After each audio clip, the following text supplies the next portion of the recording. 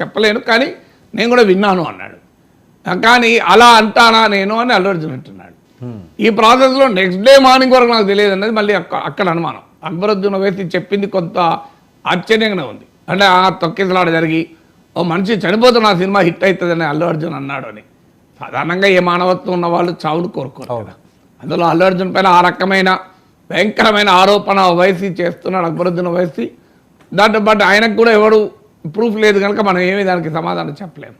కానీ అంత అమానుషంగా మనిషి ఉంటాడా అని ఒక క్వశ్చన్ అయితే వస్తుంది. కానీ నెక్స్ట్ డే మార్నింగ్ వరకు నాకు తెలియదు అంటున్నాడు. That is something to seriously surprise. ఎందుకంటే సినిమాల్లో ఎవరు నాకు చెప్పలేదు అంటే ఓకే, అది చెప్పారని ముఖ్యమంత్రి అంటున్నాడు, చెప్పలేదని అల్లు అర్జున్ అంటున్నాడు. తర్వాత కారులో వెళ్ళేటప్పుడు ఎక్కడో ఒక చోట ఇంటికి వెళ్ళాక రాత్రైనా తెలుస్తుంది కదా, టీవీ పెడితే తెలుస్తుంది కదా ఏం జరిగింది అని. ఎందుకంటే అది పెద్ద వైరల్ అసలు వైరల్ అయ్యి మొత్తం ప్రపంచమంతా, మీరు ప్రపంచమంతా స్టాంపీడ్లో చనిపోయారని వార్తలు వస్తుంటే అల్లు అర్జున్కు నెక్స్ట్ డే మార్నింగ్ వరకు తెలియదు అంటే కొంచెం నమ్మడానికి వీలుగా లేదు. మరి ఎవరు ఎందుకు చెప్పలేదు? మరి ఆయన టీం వాళ్ళు ఎక్కడ పోయారు? పెద్ద టీం ఉంటుంది కదా. సో మరి ఇది దాని సర్ప్రైజింగ్. అందువల్ల ఇలా అన్ని క్వశ్చన్సే ఉన్నాయి, ఇప్పటికీ ఆన్సర్స్ లేవు. ఎవరిది తప్పు ఎవరిది నిజము అని ఇప్పుడు ఎందుకు వెళ్ళలేదు అంటే దానికి ఆయన రీజనింగ్ ఆయన ఇస్తున్నారు. రోడ్ షో అని ముఖ్యమంత్రి అంటాడు, రోడ్ షో కాదు, క్రౌడ్ డిస్పర్స్ చేయడానికే తాను సన్ రూఫ్ నుంచి పైకి వచ్చాను అని అల్లు అర్జున్ చెప్తున్నాడు. సో అందువల్ల ఎవ్రీ పాయింట్ రెండు వర్షన్స్ ఉన్నాయి. ఏ వర్షన్ నిజమా అనేది that has to be proved.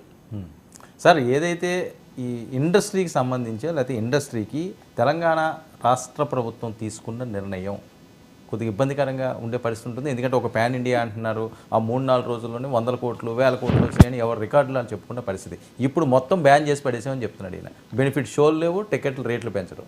అంటే దానిపైన ఆల్రెడీ ప్రజల్లో కూడా వ్యతిరేకత వస్తుంది. ఎందుకంటే వీరు ఇప్పుడు సినిమా హీరోకు 300 కోట్లు ఇచ్చారు. Allu Arjun highest paid actor Forbes India లెక్క ప్రకారం. పుష్ప 2కు 300 crores బడ్జెట్, 500 కోట్లు బడ్జెట్ అనుకుంటారు. అంటే హీరోలు భారీ పారితోషికం తీసుకోవడం వల్ల సినిమా బడ్జెట్ విపరీతంగా పెరుగుతుంది. దాని భారం ఎవరి మీద వేస్తున్నారు? ప్రజలపైన వేస్తున్నారు. ఇప్పుడు సినిమా ప్రొడక్షన్ కాస్ట్ పెరగడం ఒక ఎత్తు అయితే హీరో ఎగ్జార్బిటెంట్గా డిమాండ్ చేస్తున్నాడు. ఇప్పుడు 300 మన ఫోర్బ్స్ ఇండియా కథనం ప్రకారం ఎవరైతే దాన్ని కౌంటర్ చేయలే, హైయెస్ట్ పేడ్ 10 మంది సల్మాన్ ఖాన్, షారూక్ ఖాన్, దళపతి విజయ్, రజనీకాంత్, కమల్ హాసన్, అక్షయ్ కుమార్, ఇలా అందరికన్నా అమీర్ ఖాన్, వీళ్ళందరికన్నా ప్రభాస్, అందరికన్నా హైయెస్ట్ పేడ్ యాక్టర్ ఎవరు అంటే అల్లు అర్జున్. 300 కోట్లు సినిమాకు తీసుకున్న తర్వాత హీరో ఆ భారం ఎవరిపైన పడుతుంది? ప్రొడక్షన్ కాస్ట్ అంటే పోనీయండి, దానికి కొంత ఎంప్లాయ్మెంట్ క్రియేట్ అవడం, ప్రొడక్షన్ కాస్ట్లో ఆస్థెటిక్స్ చాలా ఉన్నది. హీరో తీసుకోవడా అని అంటే హీరో అంటాడు నా టాలెంట్ బట్టే కదా సినిమా నడిచేది, హీరో వల్లే నడుస్తున్నప్పుడు నేను నా డిమాండ్ అండ్ సప్లై అని అనొచ్చు. కానీ దానివల్ల ఎవరి మీద భారం పడుతుంది? ప్రజలపైన. ప్రజలపైన భారం పడుతుందని ప్రజలు మరి కోరుకొని టికెట్ తీసుకున్న 1 రోజుల తర్వాత చూడొచ్చు కదా అని సినిమాలు అంటారు. మీకేం తొందర వచ్చిందా? 15 రోజుల తర్వాత చూడండి. 1 వీక్ వరకే కదా రేట్లు. మార్కెట్లో ప్రతి ప్రోడక్ట్కు ప్రొడ్యూసరే డిసైడ్ చేస్తాడు ఎంత రేటు. ఇప్పుడు దీనిపైన ఎవరు డిసైడ్ చేశాడు ఈ ఐఫోన్ రేట్ ఎంత ఉండాలని? యాపిల్లో డిసైడ్ చేశాడు తప్ప ప్రభుత్వం డిసైడ్ చేయలే కదా. కేంద్ర ప్రభుత్వమో రాష్ట్ర ప్రభుత్వమో యాపిల్ ఐఫోన్ ఇంత రేటు ఉండాలని ఎవరైనా డిసైడ్ చేశారా? చేయలే కదా. యాపిల్ ఐఫోన్ ఇంత రేటు ఉన్నది అంటే వాడకు. దేశాల్లో ఫోన్ లేవా? బోలెడు ఫోన్లు ఉన్నాయి కదా, ఐఫోనే వాడాలని రూల్ ఏం లేదు కదా. ఇప్పుడు కొత్త ఫోన్ అయితే లేటెస్ట్ వర్షన్ 1,00,000 పైన 1,20,000 1,30,000 ఉంది. నేను పాత వర్షను మా కుటుంబ సభ్యులు వాడిన తర్వాత దానిగా వాళ్ళు వాడము అనుకున్నప్పుడు నేను వాడుతుంటాను. కొత్తది ఎందుకంత కాస్ట్ పెట్టాలి అని. సో వాళ్ళు వాడి వాళ్ళు ఒక దశకు వచ్చి ఇక మేము వాడము అన్నాక నేను తీసుకుంటాను.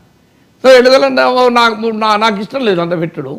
కొత్తది ప్రో వర్షన్, ఆ వర్షన్ 18 ఏ వర్షన్ అయితే నాకేంది, నాకు అంత సమయం లేదు అని అంటే ఇట్ ఈస్ ఎ చాయిస్. ఒక ప్రైస్ మ్యానుఫ్యాక్చర్ డిసైడ్ చేస్తాడు, కస్టమర్ డిసైడ్ చేసుకుంటాడు కొనాలి వద్దాని. సినిమా వరకు వచ్చే వరకే ప్రభుత్వం ఎవరు డిసైడ్ చేసేది అంటే సినిమా ఎంత ఖర్చు పెట్టాలో తీస్తే ప్రజలు చూడబోతే అయితే చూస్తారు, చూడబోదు కాకపోతే బోలెడు సినిమాలు ఉన్నాయి. ఇది ఒక్క సినిమా లేదు కదా. ఇప్పుడు పుష్ప 2 1,300 పెట్టినారు. పుష్ప 2 చూడకు, ఇంకో సినిమా చూడు, పక్కన ఇంకోటి ఉంది కదా అని. ఇది అంటే రెండు వైపులా పదనైన కత్తి. మరి ప్రభుత్వమే అనుమతిస్తున్న టికెట్లు పెంచుకోమని ఎందుకు అనుమతిస్తోంది? మరి మార్కెట్కి వదిలేయచ్చు కదా. ఇలాంటి క్వశ్చన్స్ అన్నీ ఉన్నాయి. ప్రజల వినోదాన్ని